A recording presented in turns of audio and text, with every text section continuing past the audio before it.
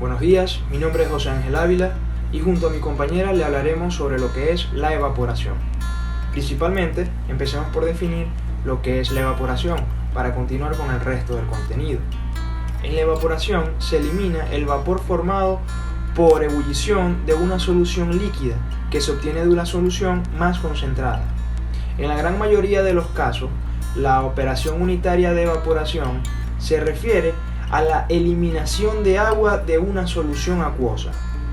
Entre los ejemplos típicos de proceso de evaporación están la concentración de soluciones acuosas de azúcar, cloruro de sodio, hidróxido de sodio, glicerina, gomas, leche y jugo de naranja.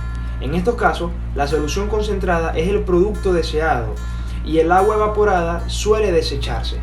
En otras, el agua que contiene pequeñas cantidades de minerales se evapora para obtener agua libre de sólidos que se emplea en la alimentación de calderas, para procesos químicos especiales o para otros propósitos.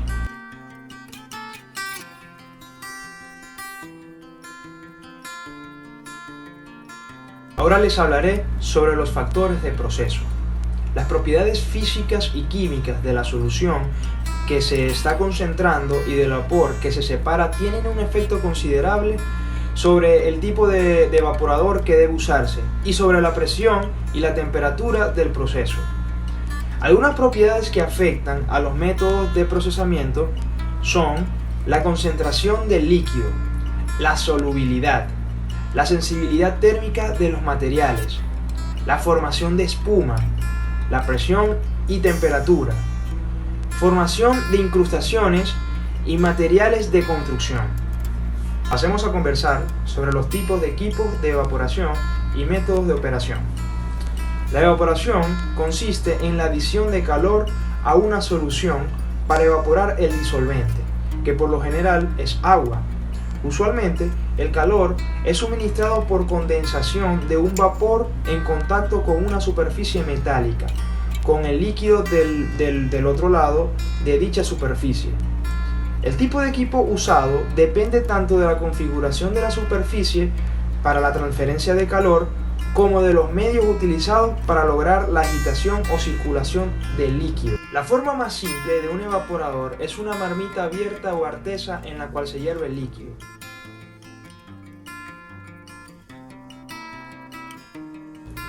El suministro de calor proviene de la condensación de vapor de agua en serpentines sumergidos en el líquido. En algunos casos, la marmita se calienta a fuego directo.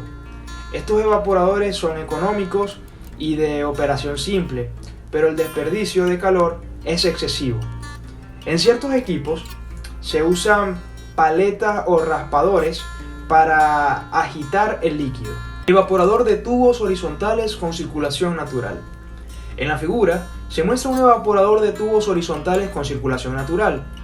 El banco horizontal de tubos de calentamiento es similar al banco de tubos de un intercambiador de calor. El vapor de agua entra en los tubos y se condensa. El condensado sale por el otro extremo de los tubos. La solución a ebullición está por fuera de ellos. El vapor se desprende de la superficie líquida. Después casi siempre se hace pasar por dispositivo de tipo deflector para impedir el arrastre de gotas de líquido y sale por la parte superior. Este equipo es relativamente económico y puede utilizarse para líquidos no viscosos con altos coeficientes de transferencia de calor y para líquidos que no formen incrustaciones. Puesto que la circulación del líquido no es muy buena, son poco adecuados para materiales viscosos. En casi todos los casos, tanto este evaporador como los que se estudiarán más adelante, operan con un régimen continuo, con alimentación a velocidad constante y salida de concentrado a velocidad constante. Evaporador vertical con circulación natural. En este tipo de evaporador se usan tubos verticales en lugar de horizontales y el líquido está dentro de los tubos, por lo que el vapor se condensa en el exterior. Debido a la ebullición y a la disminución de densidad, el líquido se eleva en los tubos por circulación natural, tal como se muestra en la figura, y fluye hacia abajo a través de un espacio central abierto grande o bajada. Esta circulación natural incrementa el coeficiente de transferencia de calor. No es útil con líquidos viscosos. Este equipo se llama con frecuencia evaporador de tubos cortos. Una variación de este modelo es el evaporador de canasta, que usa tubos verticales, pero el elemento de calentamiento se cuelga en el cuerpo de tal manera que haya un espacio anular que sirva de bajada. El modelo de canasta difiere del evaporador vertical de circulación natural, pues este tiene un espacio central en vez de anular como bajada. Este tipo se usa con frecuencia en la industria de azúcar y la sal. Mi nombre es Loy María Pereira, vengo a hablarle acerca de los evaporadores. Primero que nada, para abordar este tema debemos saber que trabajaremos con soluciones diluidas y concentradas. ¿Cómo podemos saber en qué estado se encuentran estas soluciones? Pues, si vemos que en dicha solución tenemos menos del 10% del porcentaje de peso del soluto, podemos decir que la solución se encuentra diluida y podemos aproximar sus propiedades a las propiedades del agua. De no ser así, sabemos que estaremos trabajando con una solución concentrada. Continuaremos hablando un poco acerca de los coeficientes totales de transferencia de calor en evaporadores. El coeficiente total de transferencia de calor U en un evaporador está constituido por el coeficiente del lado del vapor que se condensa por la pared metálica, que tiene una conductividad térmica alta y casi siempre una resistencia despreciable, por la resistencia de las incrustaciones en el lado del líquido y por el coeficiente de la película líquida, que por lo general se forma en el interior de los tubos. La resistencia debido a la formación de incrustaciones es difícil de predecir. Al aumentar la velocidad de circulación del líquido en los tubos, la formación de incrustaciones se reduce notablemente. Esta es una de las mayores ventajas de los evaporadores de circulación forzada. Las incrustaciones pueden estar formadas por sales tales como sulfato de calcio o sulfato de sodio, cuya solubilidad disminuye al aumentar la temperatura y por lo tanto tienden a depositarse en los tubos calientes, como pueden apreciar en la imagen. Ahora hablaremos un poco acerca de los coeficientes globales que nos ayudan en esta parte. Debido a la dificultad de medir los elevados coeficientes de películas individuales en un evaporador, los resultados experimentales generalmente se expresan en función del coeficiente global, que están basados en la caída neta de temperatura, corregida para tener en cuenta la elevación del punto de ebullición. En la tabla que les voy a mostrar se puede representar el coeficiente global típico para diferentes tipos de evaporadores. Estos coeficientes se aplican a condiciones en las que ordinariamente operan los distintos evaporadores. Una pequeña acumulación de costras reduce el coeficiente a una pequeña fracción en los valores para tubos limpios. Dicha tabla que les estoy mostrando la pueden encontrar en el libro de McCain. En la mayoría de los casos de evaporación, las soluciones no son tan diluidas. Por tanto, las propiedades térmicas de las soluciones que se evaporan pueden ser muy diferentes a las del agua. Las concentraciones de las soluciones son bastante altas. Estaremos hablando de más de un 10% del peso del soluto en masa, por lo cual los valores de capacidad calorífica y punto de ebullición son muy distintos a los del agua. En soluciones concentradas de solutos disueltos no es posible predecir la elevación del punto de ebullición debido a la presencia del soluto. Sin embargo, se puede usar una ley empírica muy útil y conocida como lo que es la regla de Düring. Es bastante práctica y fácil de utilizar.